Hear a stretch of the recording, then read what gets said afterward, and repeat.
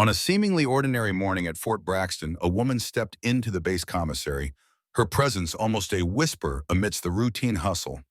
Her military jacket, faded and worn thin, told a silent story of countless sunrises and sunsets, but to the casual eye it might have looked like little more than a thrift store find. Whispers of judgment and dismissive remarks followed her, the harsh assumptions of those who saw only an old uniform, not the weight of classified missions and untold sacrifices it truly carried. But what if that faded fabric held the courage of an unsung hero, a soldier whose existence was officially erased by bureaucracy, yet whose actions saved lives, including that of a four-star general? Join us as we uncover the extraordinary truth behind one woman's quiet dignity, her decades-long fight against a system that refused to acknowledge her service, and the profound moment when hidden valor finally steps into the light. This is a story about the enduring spirit of those who serve in the shadows, and the recognition that in the end cannot remain classified.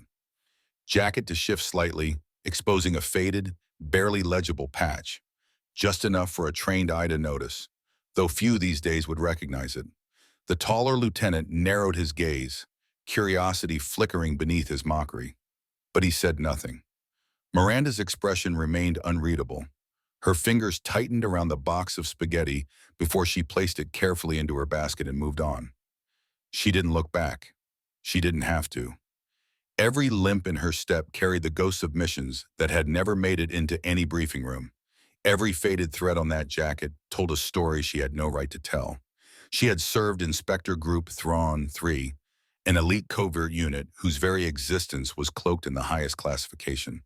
Their operations had been off books, their successes buried, their casualties unacknowledged. The limp, a silent souvenir from the tyrant extraction, an operation that saved dozens, including a young diplomat who had later risen through the ranks. The scar on her wrist, shrapnel from the same mission, followed by a surgery performed in a field tent, no medical records ever officially logged. Her commanding officer, Major Callahan, hadn't made it out. Specialist Rodriguez had fallen covering their retreat. Lieutenant Way and Sergeant Decker had made it home, only to succumb later to illnesses that were never linked to their mission. Miranda bore all their names silently, stitched into her memory in the same invisible ink used to write their legacy out of the official story. At checkout, she placed her items on the conveyor, her motions slow but precise. The cashier, a retired master sergeant with tired eyes and a knowing look, scanned each item in silence. His gaze lingered for a second on her jacket. There was something like recognition there, but he said nothing, only gave a small nod, the kind passed between those who understood things without needing words. "Have a good day, ma'am," he said finally, voice low, with the respect reserved for someone who had earned it, even if the world never said so out loud. She returned the nod. Outside, the wind had picked up. Miranda paused before walking back toward her car, adjusting her collar against the breeze. She caught a glimpse of herself in the glass of the commissary window. The jacket looked even older in the reflection, weathered, out of place among the clean lines and crisp uniforms, but it fit her like nothing else ever had. And somewhere deep inside, beyond the pain in her leg and the ache of remembering, there was a quiet steadiness. She had survived. She had done what needed to be done. Even if the records were lost or sealed, even if the kids in their shiny boots and press fatigues would never know her name, she remembered. She carried it all. And that, she knew, was enough. Miranda lifted her arm with care, a familiar ache flaring in her right shoulder as it resisted the motion. The physical therapist had warned her long ago that she might never regain her full range of movement, but limitations were nothing new. She'd learned to adapt, to work around what couldn't be fixed. "Think that's from actual service?" one of the young lieutenants murmured, his voice pitched too loudly for discretion. "Or just playing dress-up? Hard to tell nowadays. Remember that guy last month? Claimed he was Special Forces but couldn't even explain the selection process?" His companion snickered. Miranda said nothing. Her fingers tightened around the box of pasta she was reaching for, her knuckles going white for a brief moment before she set it into her basket with quiet precision. She reached into her jacket to retrieve her grocery list, and as she did, an old, creased photograph slipped partway from her inner pocket. With a practiced hand, She tucked it back out of sight. Only Miranda knew what the photo showed. 5 soldiers in desert camouflage, their faces cloaked in shadow and masked by tactical gear, standing beside a helicopter with markings that had been deliberately scrubbed away before the photo was ever developed. She continued browsing the commissary shelves, moving steadily down the aisles. The 2 lieutenants didn't fall far behind, trailing her at a comfortable distance. Their comments, once whispered, began growing louder, more brazen, encouraged by her silence. Their words echoed faintly through the cold, sterile aisles. At the dairy case, Miranda paused to collect a carton of eggs. As she did, a small group of enlisted personnel entered the commissary, laughing and talking among themselves. One of the specialists caught sight of the officers and quickly snapped off a sharp salute. "Morning, sirs." "At ease," the taller lieutenant responded with a casual wave. "Doing some early shopping?" "Yes, sir," the specialist said. "Brigade coffee mess needed restocking." The taller lieutenant nodded toward Miranda, his tone shifting. "What do you think of that vintage fashion statement?" The specialist glanced over at Miranda, taking in the frayed seams and faded cloth of her old military-style jacket. He caught the lieutenant's tone instantly and responded with a grin. "Very retro, sir. Almost looks real." "Almost being the key word," the lieutenant said louder now, his voice cutting through the air like a challenge. A few nearby shoppers glanced over. Miranda quietly closed the dairy case door, added the eggs to her basket, and turned away. Her limp was subtle but unmistakable, her right leg dragging just slightly as she changed direction. Long hours on her feet always made the injury worse, but she had long since mastered the art of hiding discomfort when it served her. "Classic stolen valor prep," the shorter lieutenant said, no longer bothering with discretion. "Bet she's heading over to the VA next to hustle for benefits." She was, in fact, going to the VA office on the other side of the base, but not for the reasons they assumed. Her quarterly appeal was scheduled for 11 o'clock sharp. It was her 4th attempt to get part of her classified service record unsealed, just enough to support her medical claims. The 3 prior petitions had ended with gentle apologies and formal denials. Every one of them came from administrators who admitted they couldn't approve treatment for operations that, on paper, never existed. At the checkout lane, a cashier stood behind the counter, an older man wearing a veteran's cap, its stitching faded but unmistakable. Miranda could see the slight shift in his gaze as he noticed her jacket. His eyes lingered momentarily above her left breast pocket, where the outline of an old unit patch still clung to the worn fabric like a ghost. Years of wear had erased the embroidery, but to someone who knew what to look for, the shadow was enough. He didn't say anything, just scanned her items with steady, practiced efficiency. Miranda paid in cash, counting the bills carefully from a wallet so thin it nearly folded in half on its own. "Have a good day, ma'am," the cashier said, his tone respectful. "You too," Miranda replied. Her voice was low, slightly rough from lack of use. They were the first words she'd spoken all morning. With her groceries bagged, Miranda turned toward the customer service desk. The VA required her to verify her on-base address each quarter, an infuriating formality that somehow never made it into the permanent record. As she walked, she heard the lieutenants behind her moving toward their own checkout lane, still laughing softly to each other. The line at customer service crawled forward at a glacial pace. Miranda waited in silence, shifting her weight to her left side to ease the strain on her leg. She didn't look back. She didn't need to. She subtly shifted her weight to ease the pressure on her right leg. As she waited, her thoughts wandered, slipping, almost without resistance, through the layers of time until she was back in the desert 22 years ago. The sun had barely crested the horizon, already turning the sky a blistered gold, while the air swirled with dust and the sharp, almost sweet stench of aviation fuel. "Captain Reeves, extraction window is closing." The voice had come clear and sharp across the comms, cutting through the din like a blade. Her team leader's words, decisive and unyielding, echoed now across the decades. "We either go now or we don't go at all." But the memory receded just as fast, disintegrating into the sterile hum of fluorescent lights and muffled footsteps. As the customer service rep called out, "Next," Miranda stepped forward to the counter, where a young woman, early 20s, bright smile pinned in place like a badge, wore a name tag that read Alicia. "How can I help you today?"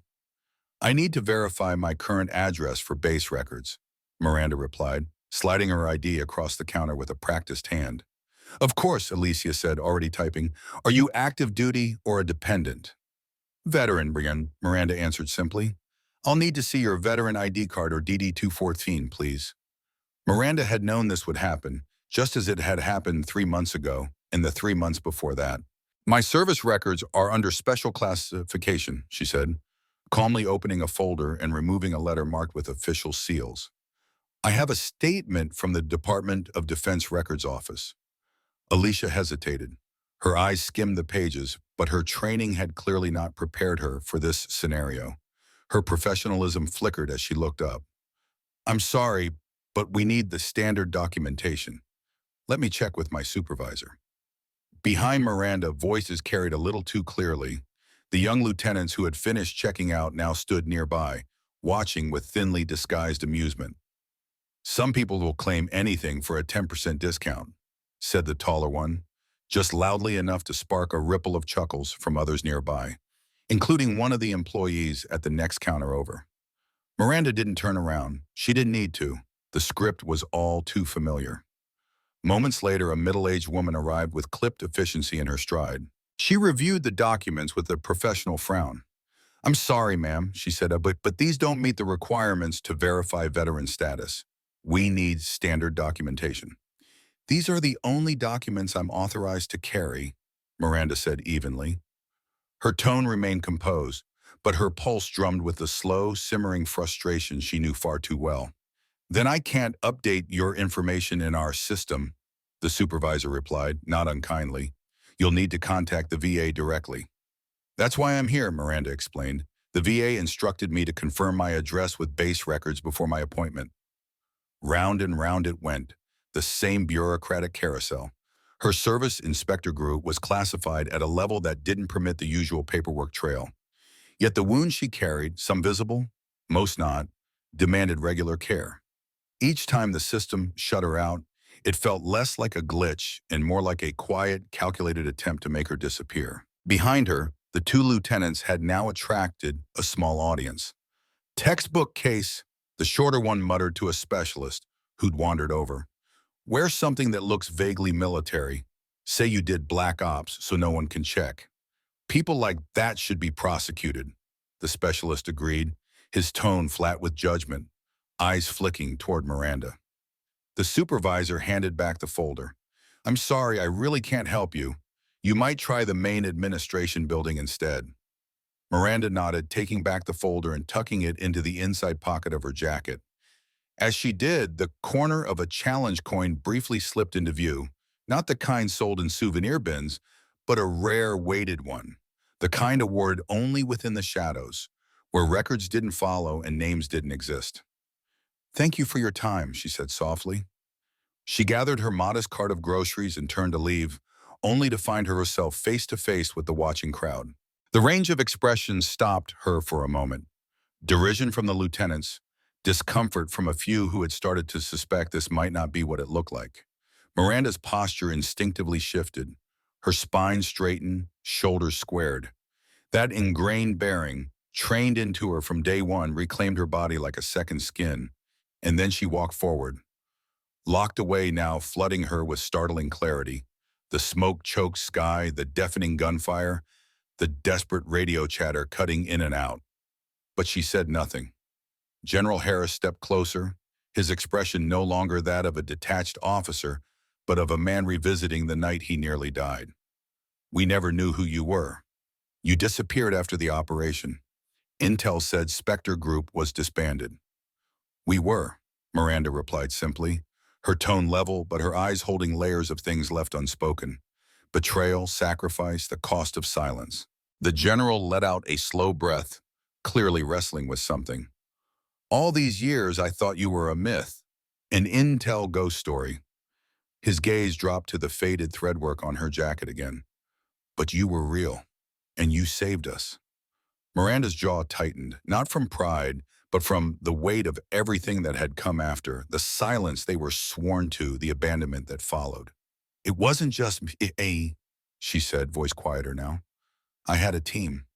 Spectre 03, he echoed almost reverently. God, I remember now. The radio intercepts that call sign. Command dismissed it as noise, said no such unit existed. She gave a faint smile, one that didn't reach her eyes. That's the point of ghost units, General. For a beat he said nothing, and neither did she. Around them, the commissary had grown utterly silent. Soldiers and civilians alike watched, confused but captivated. Reverence hung in the air like a held breath. Then, after a moment that felt suspended in amber, General Harris squared his shoulders again. You deserved a medal. We were never in it for the medals, Miranda replied, a calm edge to her voice. I know, he said softer. But still, the people you saved, they deserve to know who paid the price. Miranda looked away, out toward the sunlight just beyond the doors. Sometimes the price isn't meant to be counted. The general nodded solemnly, accepting the unchangeable truth in her words. Then lowering his voice, he said, I have influence now, a lot more than I did then. If there's anything— No, sir, Miranda interrupted, gentle but firm. There's nothing left to fix, not for me. He studied her, perhaps searching for something, regret, anger, maybe hope, but found only the steady gaze of someone who had long since made peace with shadows. Finally, he extended his hand, not as a superior, but as a man offering respect to an equal. Miranda looked at it for a second, then took it. His grip was strong. Hers was stronger. When they let go, she stepped aside once more. Her path cleared now, the doors still waiting ahead, spilling light across the floor like a welcome home. She walked forward, shoulders squared. Not hurried, not hesitant. The whispers no longer mattered. Not after this. Behind her, the general stood motionless, watching until she was gone. To be buried in the dark. Not anymore. Miranda sat in silence for a moment, her fingers wrapped around the warm ceramic mug, the aroma of black coffee grounding her in the present. For years, she had carried the weight of that night, the choices made, the lives lost, the silence forced upon her and the survivors. Now, with a single phone call, something shifted. Not everything would change overnight, but a door had finally opened. Thank you, sir, she said quietly, her voice steadier than she expected. They deserve to be remembered. All of them. General Harris gave a small nod, not of dismissal but of agreement, the kind that said he understood more than he was letting on. They will be, he replied, and so will you.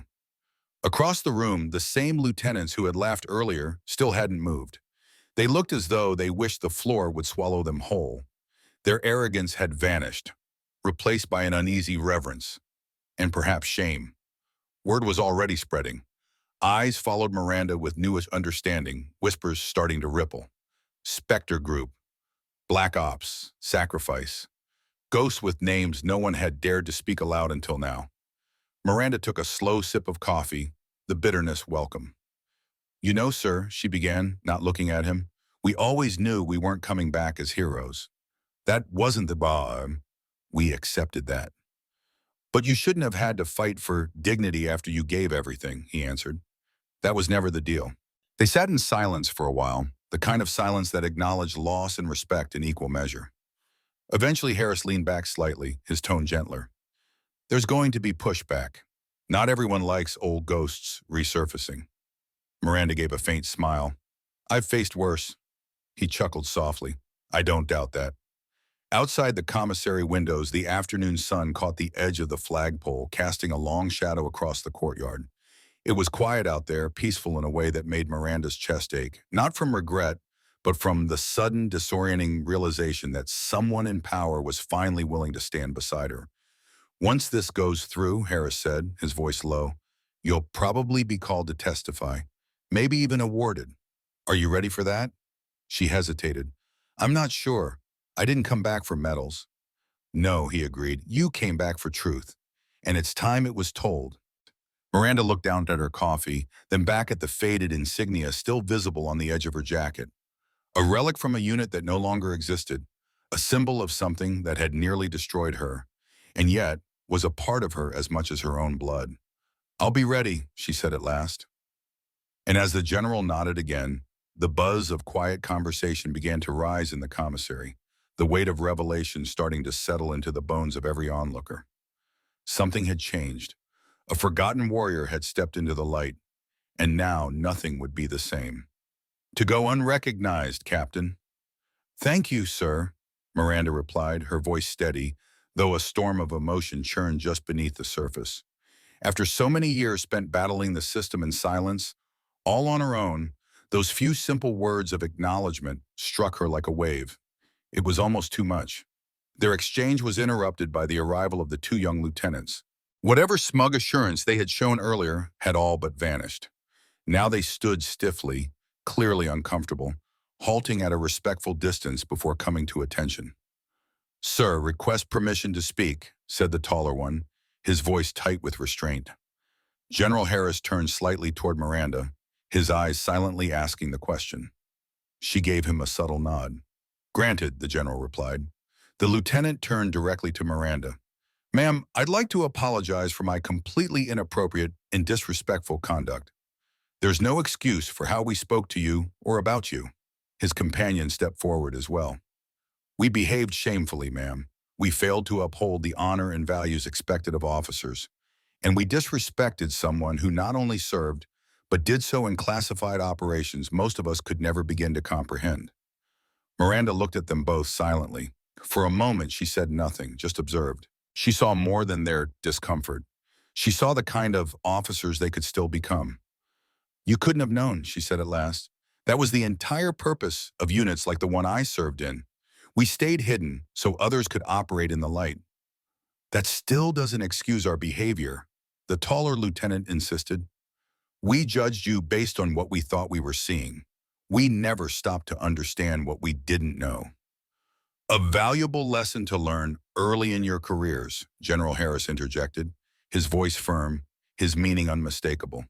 The apology might have been accepted, but the memory of the moment would not be so easily erased. "Yes, sir," both lieutenants answered in unison. "Return to your duties." He dismissed them curtly. As the two young men walked away, it became clear that news of what had happened had already swept through the commissary. Veterans, some gray-haired, some still in uniform, began to pass by their table. They didn't interrupt. They didn't speak. But one by one they offered nods of respect, brief glances filled with recognition, quiet gestures that carried the weight of shared history. The mocking atmosphere from earlier had shifted. Now the air was thick with reverence. "That jacket," General Harris said, returning to their conversation with softened eyes.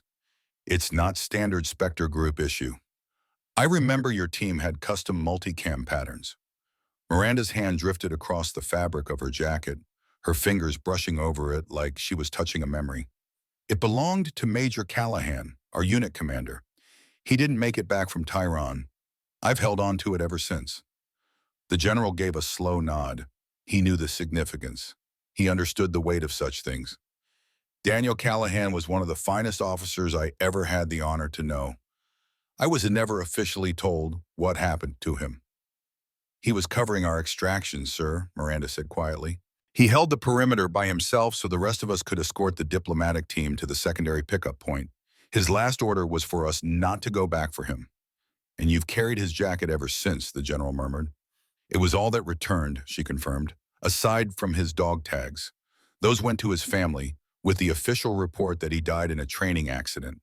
The jacket came to me, since I was his XO." General Harris studied her, then not just looking but truly seeing. Something shifted in his expression. A deeper understanding settled in. "And the patch?" he asked.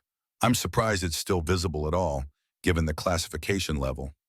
"Time did that for me, sir," Miranda replied with the faintest trace of a smile. "It's faded so much that only someone who already knows what they're looking for would even notice it. I've kept the original patch stored away for years." "Along with the memories," the general added. "Some things vary," Miranda said softly.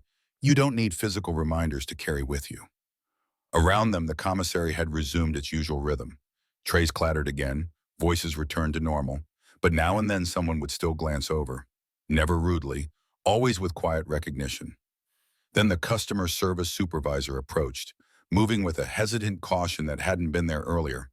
Her former confidence had vanished, replaced now by something close to remorse. "General Harris," she began, her tone respectful and unsure, "I want to sincerely apologize for any trouble we may have caused earlier.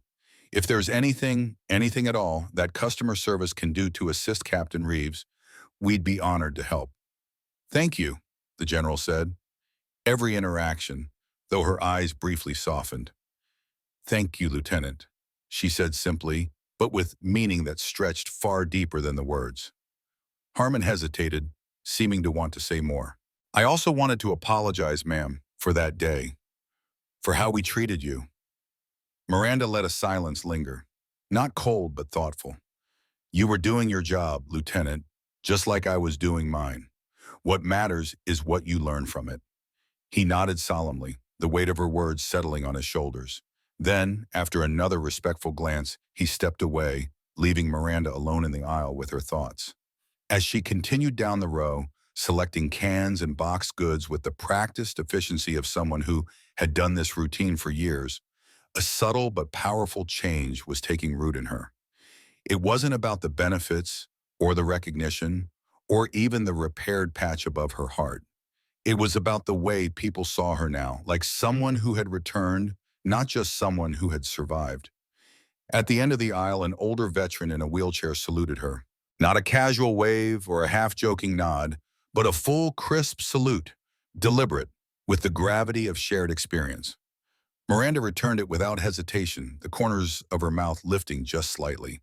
The ghosts of the past were still there, silent in the shadows, but they no longer defined her. They walked beside her now, not ahead of her. Each step forward echoed with the unspoken stories of missions that would never be publicly told, of comrades lost without ceremony, of battles fought not just overseas but within hospital waiting rooms, bureaucratic offices, and the quiet corners of a base where people once forgot her name. Now they remembered. Outside, the wind picked up, carrying with it the familiar sense of motor oil, dew-wet grass, and distant gunpowder from the morning drills. Miranda paused just before the commissary exit, her basket full and her gait steady. She looked back once, not out of nostalgia, but clarity. 3 months ago, she had walked through those same doors invisible. Today, she walked out seen. The lieutenant gave a slight nod, his posture firm yet sincere. They really are, ma'am, he said, his voice steady, though something deeper flickered behind his words. Then, with a breath that seemed to carry weight, he added, I've taken those lessons especially to heart, considering my own failure in that area. Miranda's expression shifted subtly, her tone softening with a quiet understanding. We all learn from experience, Lieutenant, she said, her voice carrying the kind of calm that only comes from years of hard-earned wisdom. Sometimes it's the mistakes that leave the deepest marks and teach us the most. Yes, ma'am. The young man straightened his back as if steeling himself with renewed purpose. Thank you for your service, Captain. Back then and now. As he walked away, Miranda remained still for a moment, then resumed her shopping, her face marked by reflection. This kind of moment had become more common lately. Encounters like that, brief, respectful, often tinged with something unspoken, had been happening more and more since word of her history began circulating, both officially and through quiet, informal channels. True to his promise, General Harris had initiated the process of partial declassification regarding the Spectre Group's medical records and benefit eligibility. While most of their operations were still cloaked under layers of top-secret security, just enough had been released to formally recognize the service of the surviving members. For Miranda, these developments weren't only about access to better health care or finally receiving the disability benefits long overdue. It meant something deeper. After years of working in absolute secrecy, then fading into the void of unacknowledged existence, the simple act of being recognized had shifted something fundamental inside her. It didn't erase the past, but it reshaped how she carried it. She moved efficiently through the aisles, selecting each item with the same tactical precision that had once defined her in the field. Although money was no longer a constant concern, old habits didn't die easily. She still calculated value, still chose carefully, still moved with quiet deliberation. As she neared the front of the store, her eyes landed on a familiar face behind the checkout counter. The same cashier who'd noticed her jacket that first day, who had known enough to say nothing out loud. Morning, Captain, he said, giving a respectful nod toward the patch on her coat. Glad to see that getting the recognition it's always deserved. Morning, Master Sergeant, Miranda replied with a faint smile. She had learned his name and his former rank during past visits. Old soldiers found each other, even among produce and canned goods. Things have improved, significantly. About damn time, he muttered as he scanned her groceries, his tone laced with a kind of quiet vindication. Some of us had our suspicions about that fade-out patch, but you don't ask about things like that unless someone wants to talk. I appreciate that discretion, Miranda said, her voice low but sincere. It was second nature for so long. It still feels strange, having it openly acknowledged. I imagine it does, he said. He finished bagging her items, his movements smooth with habit. My nephew's at the academy now. Told me they're actually teaching about specialized units as part of standard protocol. Your team even got mentioned. Not by name, of course, or with any mission specifics, but still. That's progress, Miranda agreed, tapping her card to pay. As she gathered her bags and turned to leave, another presence approached, this one younger, brimming with the kind of eager reverence that often comes with youth and admiration. A female officer, maybe in her mid-20s, moved toward her with careful urgency, her crisp uniform bearing the insignia of military intelligence and the fresh gleam of newly earned lieutenant bars. "Excuse me," the young woman said, her voice firm but a little breathless. "Are you Captain Miranda Reeves from Spectre Group?" Miranda turned, quickly taking in the posture, insignia, and the sharp eyes beneath the officer's cap. "I am," the young officer snapped to attention, offering a precise salute. "Lieutenant Sarah Mercer, ma'am, 103rd Military Intelligence Battalion." Miranda returned the salute instinctively, her motions honed by years of repetition. "At ease, Lieutenant. What can I do for you?" Mercer's eyes lit up, her hands still at her sides but clenched slightly with contained energy. "Ma'am, I've been studying your extraction techniques as part of our advanced training modules. They've recently added the declassified sections of your Thyron operation into the revised field manual." Her voice carried no trace of flattery, only genuine respect. "Your innovations in low-resource extraction during hostile engagements are now foundational. They're teaching us how to move, how to think, based on what you did." For the first time in a long while, Miranda felt something she hadn't in years, a flicker of pride. Not the quiet, hidden kind that came from surviving what no one would ever talk about. This was something else, something earned and finally seen. "I'm glad the hard lessons we went through are making their way into the next generation," she said, her voice softer, almost thoughtful. "They absolutely are, ma'am," Mercer replied with confidence. "In fact, I'm currently on a training development team. Our task is to revise protocols using your team's methods as a framework." She hesitated just a beat. "I was wondering, would you consider coming to speak to my platoon?" Miranda had spent 20 years shrouded in instinctive silence, a habit born not just of duty, but of necessity. But something had shifted. Standing here now, face to face with this young officer brimming with curiosity and respect, Miranda could feel the tension between her past and present begin to loosen. The officer, Lieutenant Mercer, watched her with keen eyes filled with the same unyielding focus and quiet tenacity that had once defined Miranda's own squad. "I'd be happy to speak with your platoon," Miranda said, and was almost startled at how naturally the words came. They felt right, and they didn't catch in her throat the way they once might have. "Within classification limitations, of course." Lieutenant Mercer's face lit up with unmistakable gratitude. "That would be incredible, ma'am. The team would benefit so much from your perspective." They exchanged contact information, and after Mercer offered a crisp final salute and walked away, Miranda stood in place for a few beats longer than necessary. Her mind swirled with a quiet but undeniable sense of change. After decades spent in the shadows, keeping everything locked down tight, she was now, slowly, stepping forward into something resembling daylight. Not all the way and not recklessly, but enough to share what little she could with those who were now where she had once been. Outside the commissary, with grocery bags rustling in her arms, Miranda passed a cluster of young soldiers. They didn't glance at her and then look away as strangers often did. Instead, they straightened instinctively, their eyes catching on the insignia stitched carefully back onto her old, worn jacket. This time the gesture wasn't born of confusion or misplaced deference. It came from recognition. They understood what that patch represented. The morning sun had fully risen by then, flooding Fort Braxton in sharp, clean light that cut across the trimmed lawns and tidy walkways. Miranda blinked at the brightness, adjusting slowly. From the direction of headquarters, a pair of figures approached. One of them veered slightly off course upon spotting her. It was General Harris, walking with another officer. He broke away and made a direct path to her. Captain Reeves, he greeted with a calm authority that came naturally to him. Just the person I was hoping to run into. General, Miranda nodded in return. How can I help you, sir? I've been reviewing updates on the declassification process, he said, his voice quieter now, less formal. There's something I think you'll want to hear. He paused before continuing. We've located Specialist Rodriguez's family, he said, naming one of Miranda's fallen teammates, one who hadn't made it out. Thanks to the partial declassification, we're now able to properly honor his sacrifice.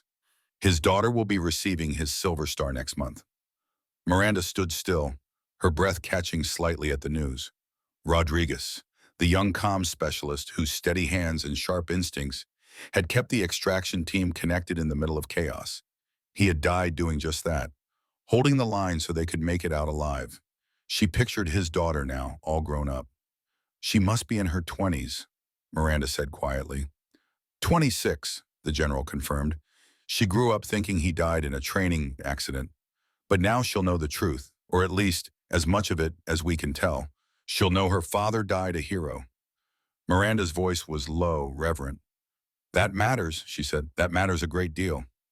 We'd like you to be there, General M. Harris continued, his tone more personal now. At the ceremony, you're the last surviving member of the team. Your presence would mean a lot to his family. Of course, sir, Miranda said. I'd be honored. The general nodded approvingly. Good, my aide will send you the details. He gestured to her jacket. I see you've put the patch back on. Yes, sir. Felt like the right time now that some of it's finally acknowledged. It suits you, Captain, he said. Always did. Then with a glance at his watch, he added, I've got a briefing to catch, but there's one more thing I wanted to bring up. We're setting up a specialized training program for extraction operations, specifically those in unpredictable or high-risk conditions. Your input could be instrumental in shaping it. Miranda hesitated, caught off guard. Teaching's never really been my strong suit, sir. It's not teaching we need, it's experience, he said firmly. The kind you don't find in any manual. Think about it. With a final nod, the general turned and headed toward headquarters, leaving Miranda alone with her thoughts. She continued toward her car, footsteps slow, her mind traveling backward. She thought of the teammates who hadn't lived to see any of this. The quiet recognition, the slow, hard-won shift from secrecy to remembrance. Major Callahan, whose weathered field jacket she still wore. Rodriguez, who had given everything so they could escape. Lieutenant Way and Sergeant Decker, who'd made it home but hadn't survived the years that followed, their bodies worn down by injuries and complications no one else could truly understand. She had carried all of them with her, still did, and now maybe she could carry their memory a little further, into daylight. For years she had carried those memories alone, their weight pressing silently on her shoulders. She had been the only guardian of everything they had lived through, the triumphs, the failures, the secrets no one else could ever truly understand.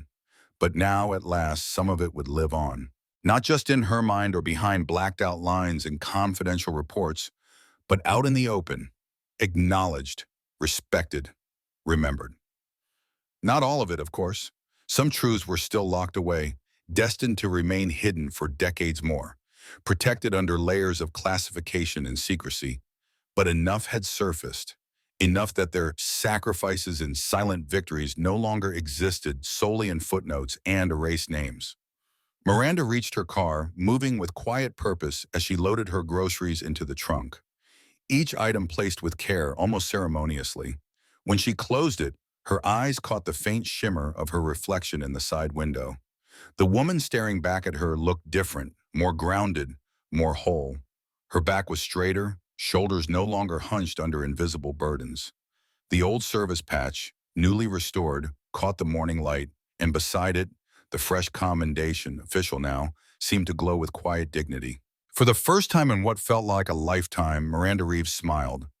Not a fleeting or forced smile, but one that softened her entire face, warmed the corners of her eyes. It wasn't just relief.